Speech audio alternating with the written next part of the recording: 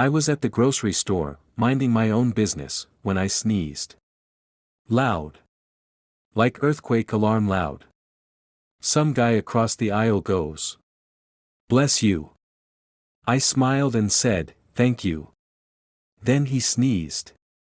So I yelled back, bless you. Then I sneezed again. He goes, bless you again. We're just shouting blessings back and forth like spiritual tennis. Other shoppers looked confused. One woman whispered. Are they flirting? Or doing a ritual? We made eye contact and both started laughing. Then he said. Well. I guess we're married now.